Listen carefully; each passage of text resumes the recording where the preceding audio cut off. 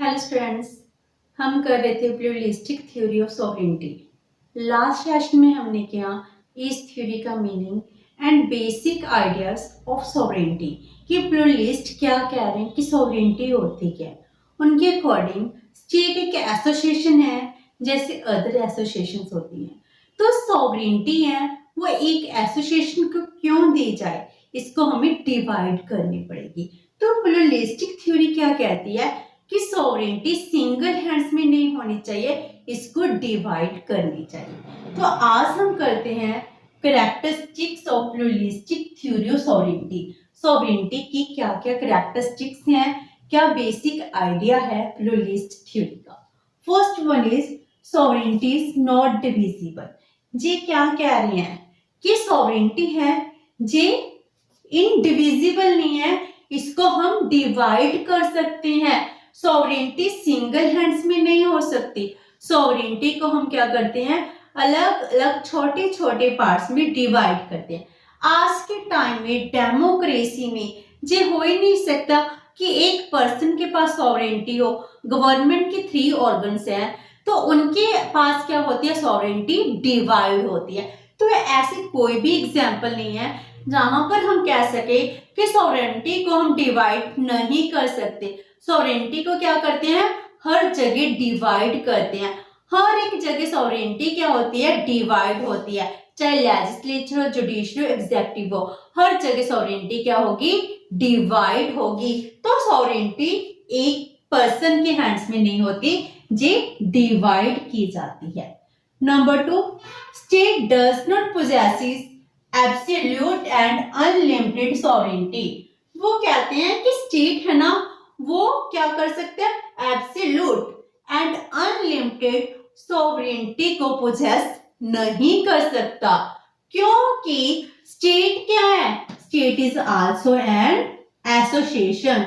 जैसे हमारे पास other associations हैं लाइक दिस, जे भी एक एसोसिएशन है। तो जी किस ग्राउंड पर सही है कि एक एसोसिएशन को आप absolute and unlimited sovereignty provide करवा रहे हो। तो प्लूरलिस्ट कहते हैं कि जो सॉवरेनिटी है इसको एक एसोसिएशन में नहीं दी जा सकती, क्योंकि ये बिल्कुल भी प्रैक्टिकल नहीं है। हमारे पास हिस्ट्री में कोई भी प्रूफ नहीं मिलता जब हम कहते हैं कि सिंगल स्टेट के पास, एक पर्सन के पास सॉवरेनिटी एब्सोल्यूट भी होती है और अनलिमिटेड भी होती है। डेमोक्रेसी में कि हमारे पास ऐसी एक भी एग्जाम्पल नहीं है जहां पर हम कह सके कि सॉवरेनिटी है, एब्सोल्यूट भी है एंड अनलिमिटेड भी है। तो ये प्रैक्टिकली सही नहीं है कि सॉवरेनिटी सिंगल एक स्टेट के पास होगी और एब्सोल्यूट होगी एंड इस पर कोई लिमिट नहीं लगा सकते। आज के टाइम डेमोक्रेसी में लोगों के पास सॉवरेनिटी होती है, जो सरकार के हर काम में, हर लॉ में क्या करते हैं, इंटरफेयर करते हैं। वो सॉवरेनिटी उनके पास है, इसीलिए वो सरकार के हर लॉ पर लिमिट लगाते हैं। तो सॉवरेनिटी क्या है, एब्सोल्यूट भी नहीं है और ना ही अनलिमिटेड है। थर्ड मेन कैरेक्टरिस्टिक्स क्या है, like state other associations are equally important. Pluralistic theory के सपोर्टर्स कह रहे हैं कि जैसे और एसोसिएशंस हैं लाइक दिस, स्टेट भी एक एसोसिएशन है। ह्यूमन की कितनी नीड्स हैं, उसकी सोशल नीड्स हैं, इकोनॉमिक नीड्स हैं, रिलीजियस नीड्स हैं। इन सब नीड्स को पूरा करना है। इन सब को पूरा करने के लिए उसने डिफरेंट डिफरेंट एसोसिएशंस बनाई हैं। कल्चर है, कल्चर के लिए एसोसिएशंस बना रखे हैं, कन्वेंशंस बना रखे हैं। तो इन सबको सभी क्या है, इक्वली इंपॉर्टेंट है। तो सॉवरेनिटी सिर्फ एक पॉलिटिकल नीड पूरी करने वाली एसोसिएशन के पास कैसे हो सकती है, जबकि और एसोसिएशंस हैं वो भी एक ह्यूमन की लाइफ में इक्वली इंपॉर्टेंट रोल प्ले करते हैं। तो प्लूरलिस्ट कह रहे हैं कि स्टेट कुछ भी नहीं है, एक एसोसिएशन है जैसे अदर एसोसिएशंस होती हैं, और ह्यूमन इन अदर एसोसिएशन के लिए भी इक्वली लॉयल होता है। इसीलिए सॉवरेनिटी भी डिवाइड कर देनी चाहिए, जैसे एक स्टेट को दी है वैसे अदर एसोसिएशन को भी सॉवरेनिटी डिवाइड कर देनी चाहिए। ताकि हर मैटर में जे एसोसिएशन अपने रूल्स रेगुलेशंस बना सके। Number 4, criticism of absolute sovereignty on ethical grounds. जो प्लूरलिस्ट हैं उन्होंने एथिकल ग्राउंड पर भी कहा है एब्सोल्यूट सॉवरेनिटी गलत है।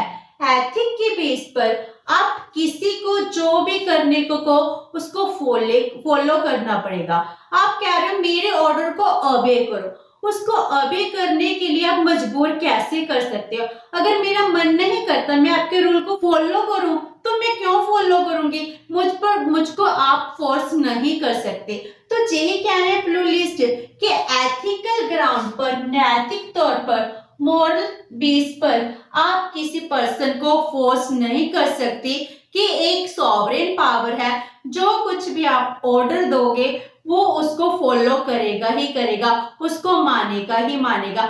ये अनवाइज है, बिल्कुल प्रैक्टिकल नहीं है कि एक पर्सन के पास एब्सोल्यूट सॉवरेनिटी है और जो भी ऑर्डर दे रहा है हर पर्सन उसको फॉलो करे। तो ये एथिकल ग्राउंड पर क्या है? गलत है। तो प्लूरलिस्ट ने एब्सोल्यूट सॉवरेनिटी को क्या किया? क्रिटिसाइज किया।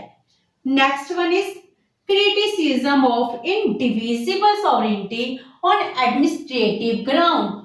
उन्होंने इंडिविजिबल सॉवरेनिटी को हम डिवाइड नहीं कर सकते, इस इंडिविजिबल सॉवरेनिटी को भी क्या किया है?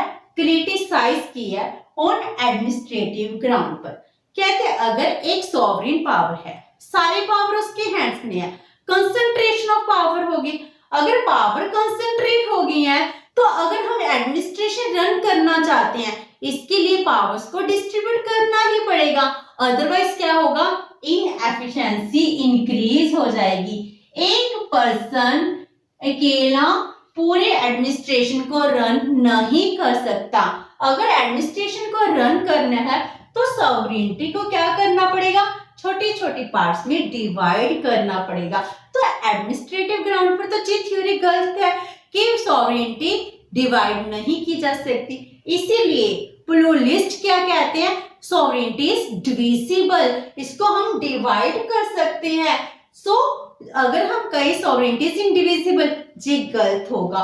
सॉवरेनिटी इज डिविजिबल, अदरवाइज हमारा एडमिनिस्ट्रेशन नहीं रन कर पाएगा।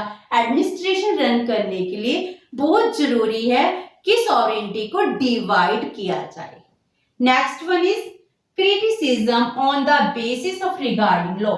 जो हमारी मोनिस्टिक थ्योरी थी वो लीगल थ्योरी थी, उसको भी जे प्लूरलिस्ट क्या कर रहे हैं? क्रिटिसाइज कर रहे हैं on the basis of law. कहते हैं लॉ के आधार पर, लीगल बेस पर हम सॉवरेनिटी दे रहे हैं, लेकिन पॉलिटिकल एस्पेक्ट कौन देखेगा? जो सॉवरेनिटी है, सॉवरेनिटी का पॉलिटिकल एस्पेक्ट भी है, क्योंकि जितने भी लॉ बनाए जा रहे हैं वो लॉ कौन बना रहा है? जितनी भी पॉलिटिकल पार्टीज होती हैं वो सभी पॉलिटिकल पार्टीज ही सॉवरेनिटी बनाती हैं। तो उस एस्पेक्ट को इन्होंने इग्नोर कर दिया। तो प्लूरलिस्ट थ्योरी ने इनके सपोर्टर ने इस एस्पेक्ट को कंसीडर किया है कि पॉलिटिकल एस्पेक्ट भी होता है सॉवरेनिटी का। पॉलिटिकल एस्पेक्ट की वजह से लॉ बनाए जाते हैं, जिसमें काम किया जाता है। तो सॉवरेनिटी क्या है? पॉलिटिकल एस्पेक्ट में भी काम करती है। Next one is sovereignty is externally limited. Pluralist कह रहे हैं जो सॉवरेनिटी है, सॉवरेनिटी क्या है? एक्सटर्नली लिमिटेड है, क्योंकि हम आज के टाइम में आइसोलेट नहीं रह सकते। अगर हम इंटरनेशनल लेवल पर ट्रेड करना चाहते हैं, बिजनेस इस्टेब्लिश करना चाहते हैं, अपने रिलेशंस डेवलप करना चाहते हैं, तो हमें इंटरनेशनल लॉज को मानना पड़ेगा। अगर हम इंटरनेशनल लॉ नहीं मानेंगे तो हम अकेले रह जाएंगे।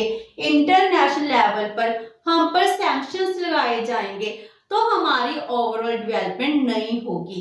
इसीलिए प्लूरलिस्ट कह रहे हैं कि जो सॉवरेनिटी है, sovereignty is also externally limited, इसको हम लिमिट कर सकते हैं, जो एक्सटर्नली लिमिटेड होती है।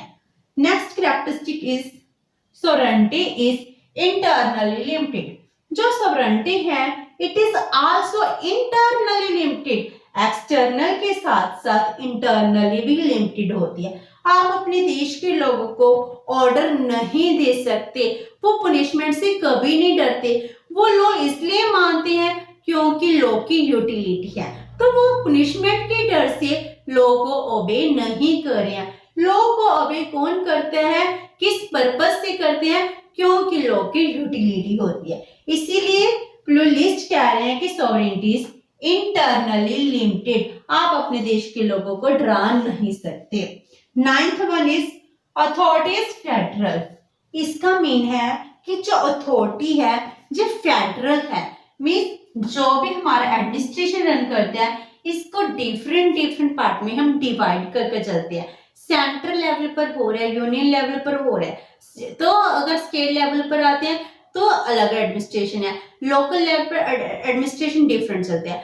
अगर हम एडमिनिस्ट्रेशन रन करने के लिए लोकल लेवल से स्टेट लेवल देन हम यूनियन लेवल पर जाते हैं, तो सॉवरेनिटी क्या है, इसको भी फेडरल करना पड़ेगा, तो अथॉरिटी क्या होगी, डिवाइड होगी। जैसे अथॉरिटी डिवाइड है, लाइक दिस पावर भी क्या होनी चाहिए, डिवाइड होनी चाहिए। पावर इज आल्सो फेडरल, जैसे हमारी अथॉरिटी फेडरल है, लाइक दिस पावर भी फेडरल है। तो एक पर्सन के पास सॉवरेनिटी कैसे होगी, सॉवरेनिटी क्या होगी, फेडरल नेचर की होगी। अगर एक एमसी है उसके पास भी अथॉरिटी है, तो अथॉरिटी है इट मींस क्या है, उसके पास पावर है, पावर है तो मीनिंग क्या है, उसके पास सॉवरेनिटी है। तो प्लूरलिस्ट ये मानते हैं जैसे authority federal, like this power भी फेडरल है, विद दिस हम ये भी कह सकते हैं sovereignty is also federal in nature. Next is opposition of centralization. जी प्लूरलिस्ट सेंट्रलाइजेशन के ऑपोजिट हैं, वो नहीं कहते कि जितनी भी पावर्स हैं एक पर्सन के हाथ में कंसंट्रेट होनी चाहिए, सेंट्रलाइज नहीं, ये डिसेंट्रलाइजेशन की फेवर करते हैं, ये कहते हैं हर चीज को डिवाइड किया जाना चाहिए, छोटे छोटे लेवल पर डिसेंट्रलाइजेशन होनी चाहिए। अगर पावर्स को, सॉवरेनिटी को हम डिसेंट्रलाइज कर देंगे तो ही डेवलपमेंट पॉसिबल है, और डेमोक्रेसी भी तभी सक्सेस होगी अगर पावर्स क्या होंगी, डिसेंट्रलाइज होंगी। And last one is state is as a coordinator. वो कहते हैं स्टेट क्या है, कोऑर्डिनेटर की तरह काम करती है। जैसे बहुत सारी एसोसिएशंस है, state is also an association, लेकिन ये एसोसिएशंस के बीच में कोऑर्डिनेशन का काम करती है। तो स्टेट के पास सॉवरेनिटी क्यों मिलनी चाहिए, सॉवरेनिटी पर एक एसोसिएशन की मोनोपोली नहीं होनी चाहिए। मान लो हमने उसको कोऑर्डिनेटर कह दिया, हमारी सोशल एसोसिएशन है, रिलीजियस एसोसिएशंस हैं एंड पॉलिटिकल एसोसिएशंस हैं, इन सब एसोसिएशन में सबसे सुप्रीम एसोसिएशन मान लेते हैं पॉलिटिकल एसोसिएशन है। पॉलिटिकल एसोसिएशन में स्टेट एसोसिएशन सुप्रीम है, एंड इसका काम क्या है, कोऑर्डिनेशन क्रिएट करना, आपस में अगर कोई कन्फ्लिक्ट क्रिएट हो गया उसको कोऑपरेशन में कन्वर्ट करना। तो सॉवरेनिटी पर एक एसोसिएशन की मोनोपोली सही नहीं है, तो ये कहते हैं सॉवरेनिटी पर एक एसोसिएशन की मोनोपोली नहीं हो सकती, क्योंकि स्टेट कैसे काम करती है, जैसे कोऑर्डिनेटर होता है। तो ये थी इसकी फीचर्स जिसमें ये कह रहे हैं सॉवरेनिटी एक पर्सन के पास नहीं है, सॉवरेनिटी बहुत सारे लोगों के पास होती है जिसको हम डिवाइड कर सकते हैं, इसको फेडरल होती है, हर एक लेवल पर डिवाइड की जाएगी। तो जो मोनिस्टिक थ्योरी थी, मोनिस्टिक थ्योरी में कहते हैं सॉवरेनिटी एक सिंगल पर्सन के हाथ में है, प्लूरलिस्ट कहते हैं कि सॉवरेनिटी को डिवाइड किया जा सकता है, इसको छोटे छोटे पार्ट में हम डिविजिबल कर सकते हैं। एंड सॉवरेनिटी क्या होती है, लिमिटेड होती है, अनलिमिटेड सॉवरेनिटी की हमारे पास एक भी एग्जाम्पल नहीं है, पूरी हिस्ट्री में डेमोक्रेसी में कोई भी एग्जाम्पल नहीं है जो प्रैक्टिकली ये प्रूफ कर पाए कि सॉवरेनिटी अनलिमिटेड होती है। तो जिनका बेसिक आइडिया यही है कि स्टेट एक एसोसिएशन है जैसे और अदर एसोसिएशंस होती हैं, तो स्टेट को कैसे काम करना चाहिए? स्टेट को कोऑर्डिनेटर की तरह काम करना चाहिए। स्टेट की कोई मोनोपोली नहीं होनी चाहिए सॉवरेनिटी पर। अदर एसोसिएशंस हैं उनकी भी इसके ऊपर सॉवरेनिटी होनी चाहिए। ये कहते हैं प्लूरलिस्टिक थ्योरी। ये थी इसकी मेन कैरेक्टरिस्टिक्स। नेक्स्ट सेशन में हम करेंगे criticism of pluralistic theory of sovereignty. Hope so कि आपको कैरेक्टरिस्टिक्स और फीचर्स क्लियर हो गए होंगे। अगर आपकी कोई क्वेरी है तो please post it in the comment box. अगर वीडियो अच्छी लगी तो please like and share with your friends. Thank you so much and have a nice day.